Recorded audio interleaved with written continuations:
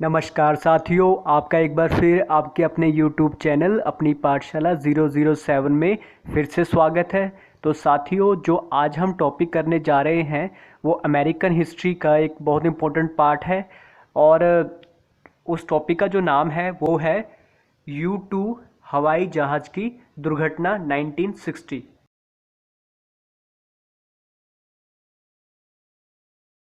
ठीक है साथियों, U-2 इंसिडेंट 1960। तो ये कोल्ड वॉर की एक कोल्ड वॉर का ये एक इंसिडेंट है जिसको हम इस लेक्चर में कवर करेंगे।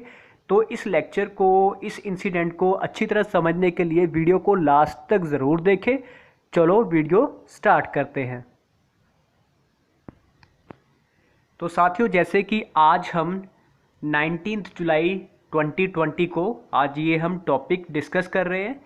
ठीक है साथियों, आई होप आपको ये बहुत अच्छी तरह समझ आएगा।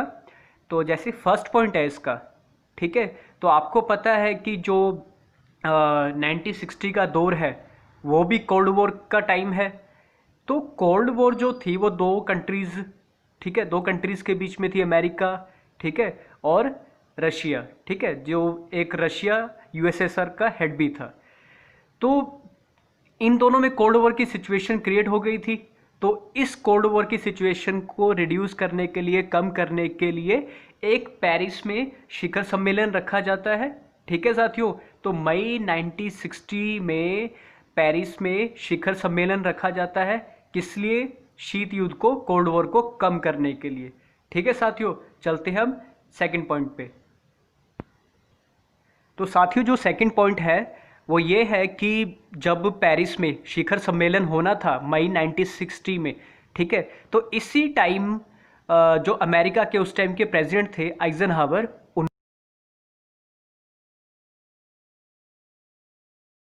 उन्होंने रशिया भी विजिट करना था, रशिया भी यात्रा पर जाना था। ठीक है साथियों, बट होता क्या है कि उसी दौरान एक इंसिडेंट हो जाता है। अमेरिका का एक U-2, ठीक है, जो प्लेन होता है, अमेरिका का एक U-2 प्लेन, जो एक जासूसी प्लेन होता है अमेरिका का, वो रशिया द्वारा पकड़ा जाता है। ठीक है, रशिया द्वारा उस जासूसी करते हुए जहाज को पकड़ा जाता है। और जो ये इंसिडेंट होता है, ये दोनों कंट्रीज के बीच में जो कोल्ड वॉर की सिचुएशन है, ठीक है, जो कोल्ड वॉर की सिचुएशन है उसको और इंक्रीज कर देता है। ठीक है साथियों, और होता क्या है, जब यूएसएसआर की जो मिलिट्री होती है, ठीक है, और आपको पता ही है यूएसएसआर को कौन लीड करता है? रशिया। ठीक है, तो यूएसएसआर की जो मिलिट्री होती है वो अमेरिका के U-2, ठीक है, जो प्लेन है, जासूसी प्लेन है, उसको जब डिस्ट्रॉय कर देती है, ठीक है, तो जो उसका पायलट है वो बच जाता है और उस पायलट को वो अपने कब्जे में ले लेते हैं यूएसएसआर की मिलिट्री।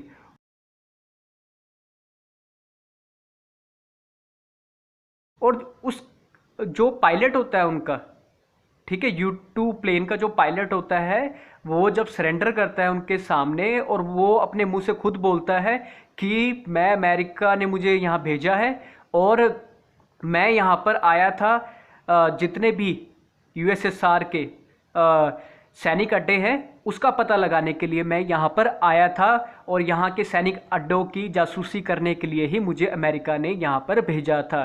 ठीक है साथियों, तो जब ये अमेरिका का ये U-2 प्लेन का पायलट, ठीक है, अपनी गवाही देता है रशिया के सामने, यूएसएसआर के सामने, ठीक है, तो देखा जाए तो रशिया और भड़क जाता है। किसके ऊपर? अमेरिका के ऊपर। ठीक है साथियों, क्योंकि वो एक तरफ तो कोल्ड वॉर को कम करने के लिए पेरिस में मीटिंग रखवा रहा है, ठीक है, और दूसरी तरफ वो क्या कर रहा है? जासूसी भी करवा रहा है। ठीक है, तो थर्ड पॉइंट में ये है। अब हम फोर्थ पॉइंट, मैंने आपको बता दिया कि जो U-2 प्लेन का पायलट था उसने खुद ये बात एक्सेप्ट की कि मेरे को सैनिक अड्डे पता करने के लिए भेजा गया था। किसके सैनिक अड्डे? यूएसएसआर के। ठीक है साथियों, अब करते हैं फिफ्थ पॉइंट की ओर मूव।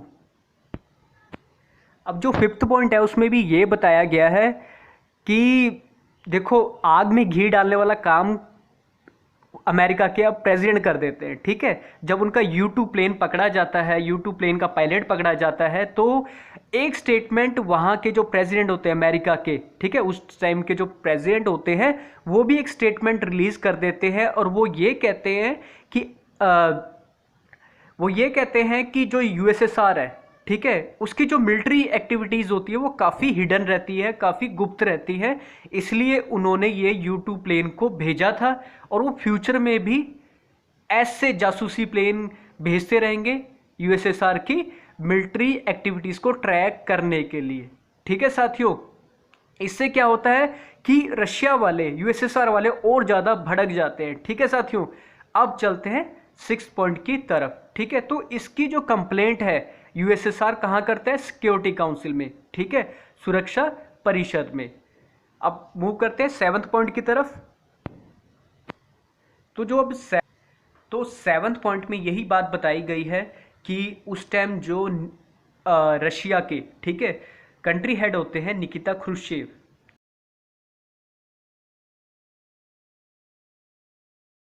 ठीक है, तो वो इस बात को कंडेम करते हैं, ठीक है, इस बात की निंदा करते हैं, ठीक है, जो चीज़ अमेरिका द्वारा की गई रशिया के ऊपर उसकी वो निंदा करते हैं और वो इस घटना को USSR की प्रभुसत्ता का उल्लंघन बताते हैं। ठीक है, और उन्होंने इनविटेशन दिया होता है अमेरिका के प्रेसिडेंट आइजनहावर को रशिया आने का, वो कैंसिल कर देते हैं, उसको रिजेक्ट कर देते हैं। ठीक है, और वो अपना निमंत्रण वापस ले लेते हैं। ठीक है, तो मैं आपको 8th पॉइंट में ये बता देता हूँ, निकिता क्रुश्चेव के पास उस टाइम जो डेजिग्नेशन था वो क्या था? वो थे first secretary of the communist party of the Soviet union.